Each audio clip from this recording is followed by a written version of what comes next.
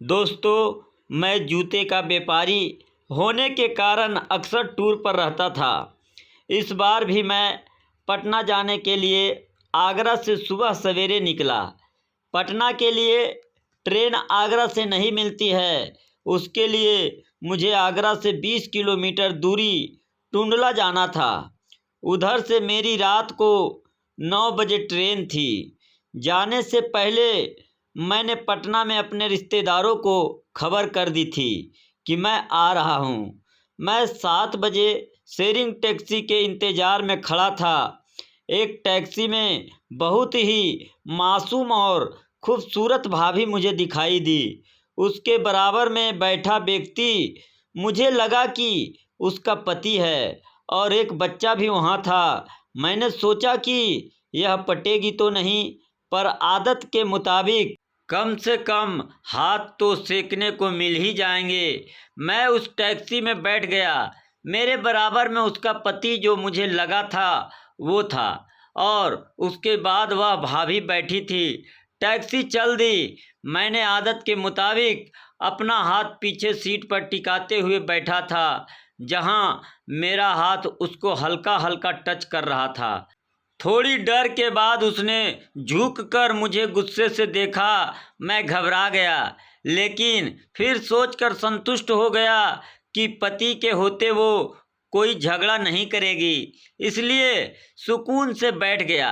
मेरी आदत है कि अगर कोई स्त्री गुस्सा करे तो मैं दूसरी कोशिश नहीं करता, लेकिन पता नहीं उसने क्या जादू था कि मैं अपने को रोक ना पाया। अब की बार मैंने हिम्मत करके दोबारा कोशिश की। इस बार कोई प्रतिक्रिया नहीं आई। मैं थोड़ा सा संतुष्ट हुआ कि आधा घंटा का रास्ता आराम से कट जाएगा। तभी उसकी आवाज़ आई। वो ड्राइवर से पूछ रही थी, भैया लखनऊ के लिए ट्रेन फिरोजाबाद से ही मिलेगी ना? मेरे कान एकदम से खड़े हुए। इसका एक मतलब यह भी था कि वह अकेली थी। मैंने बिंदास पूछा, आपको लखनऊ जाना है क्या? तो वह बोली, हाँ। इस पर मैं बोल पड़ा कि आप ट्रेन टुंडला से क्यों नहीं पकड़ लेती? वहाँ ज़्यादा ट्रेनों का स्टॉप है, और मैं भी ट्रेन से पटना जा रहा हूँ। वो कानपुर होते हुए जाती है। मेरा रिजर्वेशन भी है। आप मेरी सीट पर आराम से बैठकर चलिए। वो बोली, ठीक है। यकीन करना दोस्तों, मुझे ऐसा लगा कि आज तो ज़िंदगी की हर तमन्ना पूरी हो जाएगी। मैं एक अलग ही अंदाज में उड़ने लगा और मेरे मन में लड्डू फूटने लगे। फिर टुंडला पहुंचकर जब मैं उतरा तो वो मेरे साथ ही उतरी। उसके हाथ में 2 सूटकेस थे जो लगभग खाली ही थे। वहाँ पहुंचकर पता चला कि ट्रेन 1 घंटा लेट है। वह बोली, चाय पी लेते हैं। हम लोग चाय पीते हुए बात करने लगे। उसने पूछा, तुम पटना क्यों जा रहे हो? मैंने उसे बताया कि मैं बिजनेस टूर पर जा रहा हूँ। मेरे पूछने पर उसने बताया कि वह राजस्थान किसी काम से गई थी, वहीं से वापस आ रही है।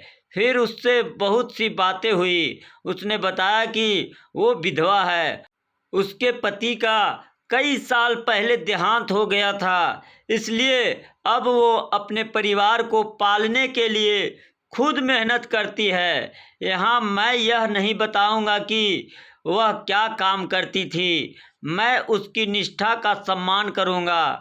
जब मैंने उसे गौर से देखा तो यकीन कीजिए, वो मुझे किसी अप्सरा से कम नहीं लग रही थी। वह साड़ी में किसी अप्सरा से कम नहीं लग रही थी। असल में सबसे प्यारी उसकी सादगी थी। एक तो गांव का खान पान और पहनावा, और कयामत ढाता उसका जोबन। मैं बस यही सोच रहा था कि इसका और मेरा साथ सिर्फ 3 से 4 घंटे का है। खैर, ट्रेन आई और हम दोनों उसमें बैठ गए। मेरी विंडो साइड की सीट थी, तो मैंने उसे खिड़की के पास बैठाया और खुद उसके बराबर में बैठ गया। अब शुरुआत उसने की और पूछा, तुमने रास्ते में मेरी वह क्यों की छुआ? मैंने पूछा, क्या तुमको इस बात का बुरा लगा? वो बोली, अगर बुरा लगा होता तो क्या मैं तुम्हारे साथ यहाँ बैठी होती? उसकी बस यह सुनकर मेरे दिल में और हलचल शुरू हो गई। मैंने पीछे से हाथ डालकर उसे अपनी तरफ खींचा। दोस्तों, पता नहीं उस वक्त पास बैठे यात्रियों की ना उसको परवाह थी और ना मुझे। अजीब सी खुमारी दोनों पर हावी थी। मैं जैसे 7वें आसमान पर था। आज सोचता हूँ तो अजीब सा लगता है कि आखिर साथ में बैठे यात्री हम दोनों के बारे में क्या सोच रहे होंगे। लेकिन उस वक्त हमको किसी की भी परवाह नहीं थी। इस सब में कानपुर आने का वक्त हो गया। अब हम दोनों के बिछड़ने का दुख था। मैं बोला, तुम मेरे साथ पटना चलो, 1-2 दिन में लौट आना।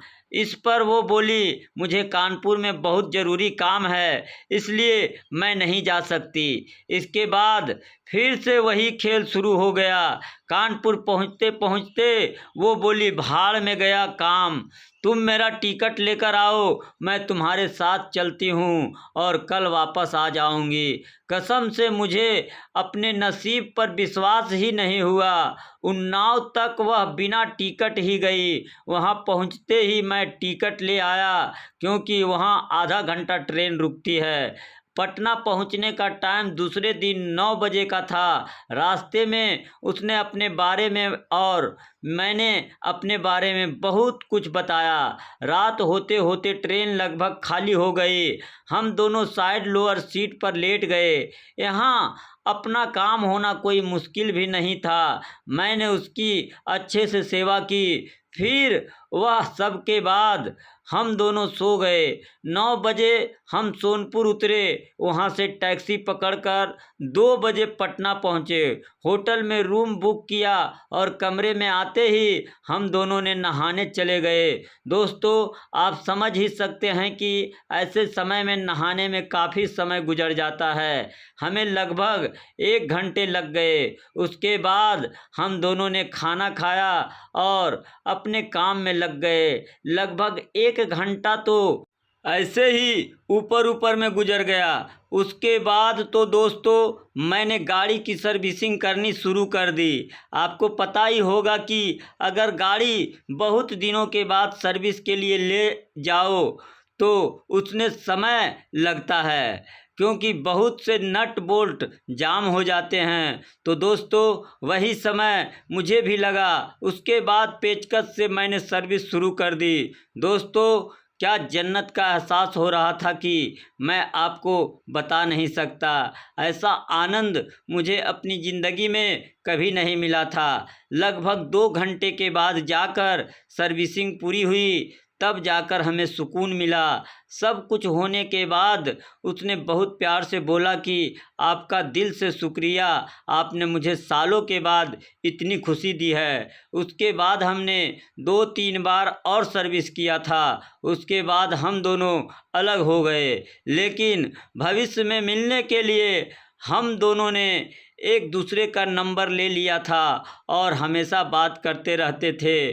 और जब भी सर्विसिंग की आवश्यकता पड़ती तो मुझे टाइम और जगह बता देती और मैं वहां जाकर बड़ा मन तन से सर्विसिंग करता था, क्योंकि उसका सर्विसिंग करने में मुझे जो मज़ा आता था किसी और को करने में नहीं। और यह 7-8 वर्षों तक मुझे सर्विसिंग करवाती रही। उसके बाद मैं खुद ही सर्विसिंग करना छोड़ दिया, क्योंकि अब वह मज़ा नहीं था। उसका सारा पाठ पुर्जा घिस गया था। यह कहानी आपको कैसी लगी कमेंट के माध्यम से हमें ज़रूर बताएं, और ऐसे ही कहानी सुनाने के लिए मेरे चैनल को लाइक और सब्सक्राइब ज़रूर करें। धन्यवाद।